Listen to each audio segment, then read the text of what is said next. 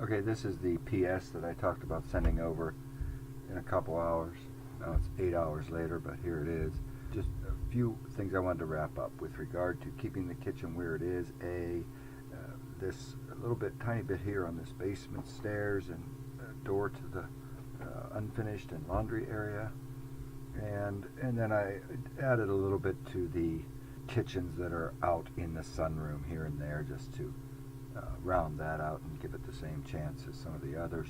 So beginning in the basement, this is kind of where we left off with the stairs and the door between here. And I'm thinking, if you recall, we talked about how much of this stairway can be open, how many of these stair risers or treads can be open to this here. And I think possibly maybe you go to a little double swing door so that you can just come through there with laundry baskets or anything else you're carrying. And I showed that as 36 inches right there, two 18-inch leaves, but that could be widened out even to 40 with a couple 20-inch leaves.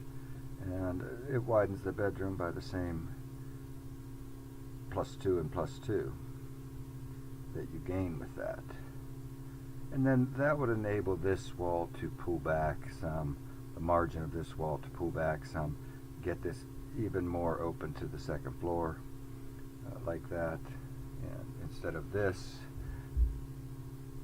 something like that.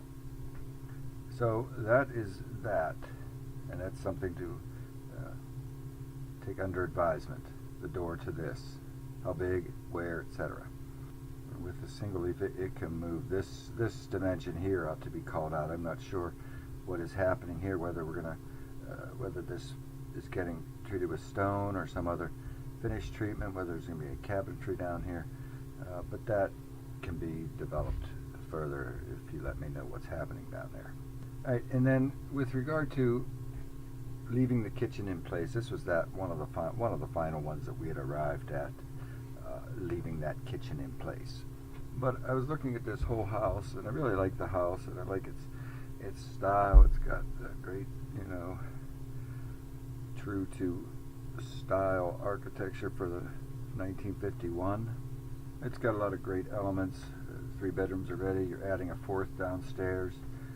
The stairs are probably good for that, and for the laundry. It's really not that much further laundry from here or there, and this is closer to the bedrooms anyway. So I'm not worried too much about the stairs not being here any longer.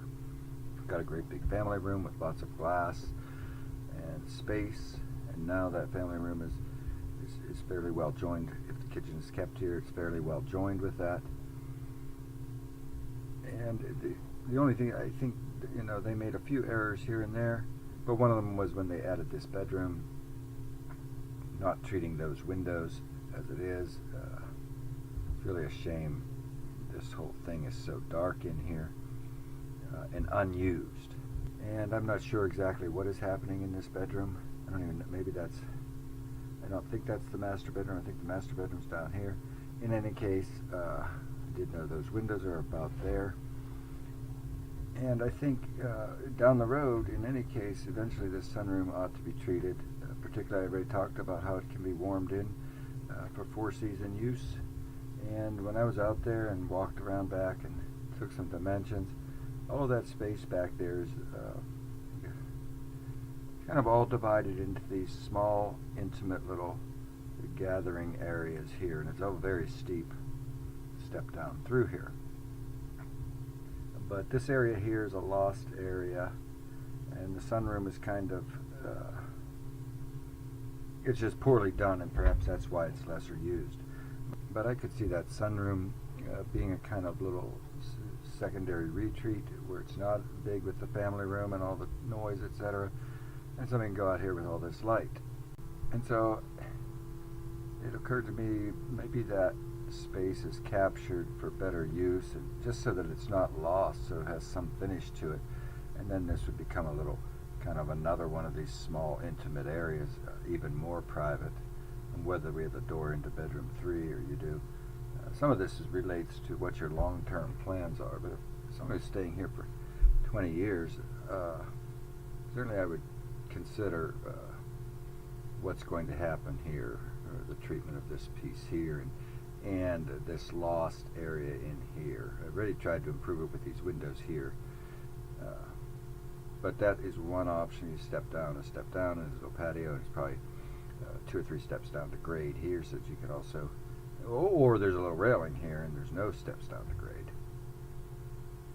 As I said, really private little region. This whole thing is private, and then once that's and we get the windows in here like this, once that's all done, this, whether it's one large opening or this 3 openings that just have no glass, is also something that kind of adds to it, and then the person is joined with the one in here. So I think that's a really big argument for not bothering with the big kitchen out there.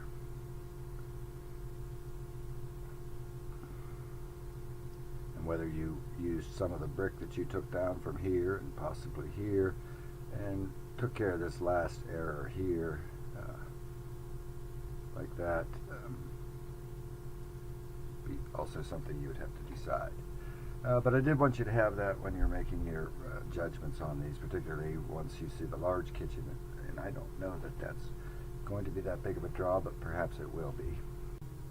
To return then to the regularly scheduled programming, and what we had in mind, this is the whole big space opened up. Just briefly, again, both of these stairs could actually be, this one could be constructed, and this one redone this way here, if this was something that someone was interested in. But zooming in, as I said, this piece has to stay here. Some piece has to stay here. It can be just that short, so this could be a little longer here. But in designing the kitchen, I knew I was going to want some stub wall on that side. I don't know how to disguise that effectively to avoid the same situation you had in the early design that had the entire kitchen out here. But I did what I could for the sake of this and put something in like this. And this is really, I just haven't thought through this a lot because I hate losing that entire sunroom. Then that could be developed into some very nice finished insulated 4-season space. So I hate losing all of that and still just ending up with the kitchen.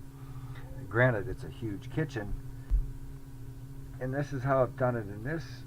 I only did a couple of these, but this is how I did it here, because that wall needs to stay there. And maybe there's another one here that isolates this pantry 45-inch wide cabinet that you could use for whatever. But this, you know, you could have water at the range with one of those pot fillers as far as that goes.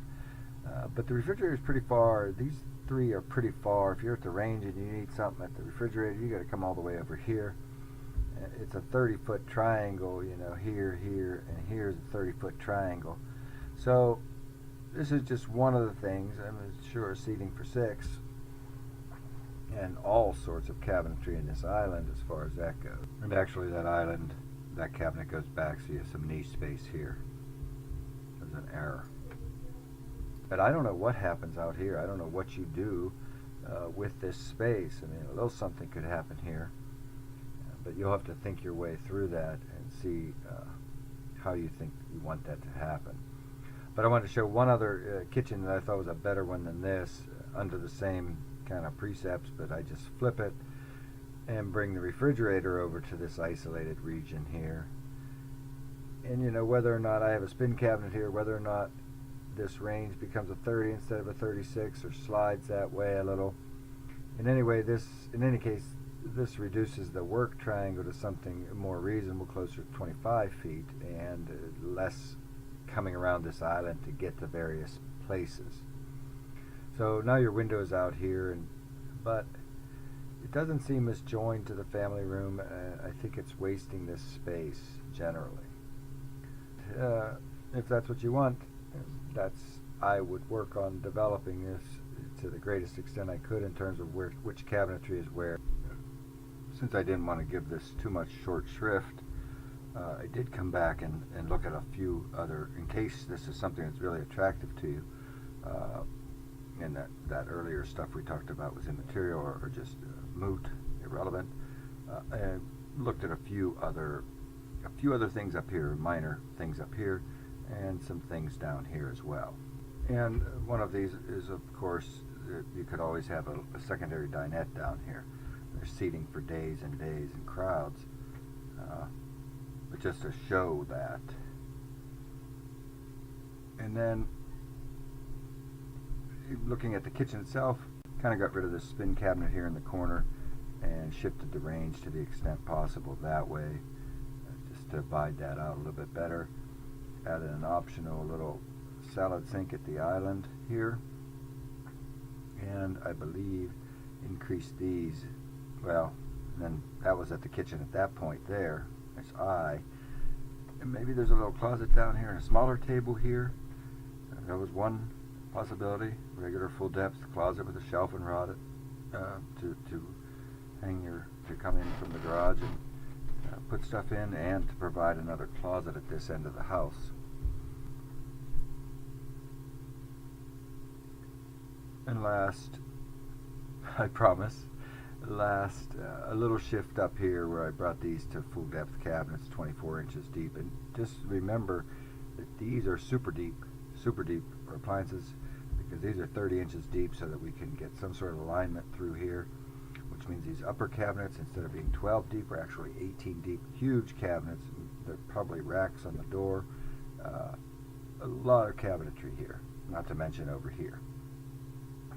And the last little bit down here, bringing a wall out in alignment with this railing, and having a little glass door, little buffet thing to stage food for this dining room, because that's another consideration, is that the kitchen is quite a spell from the dining room. But that is probably, I won't say that's the best I can do, but right now that's where I'm going to finally end this whole exploration. So good luck. I will include these floor plans with the others and send those over with the film links for this. Thanks very much, and I will talk to you soon.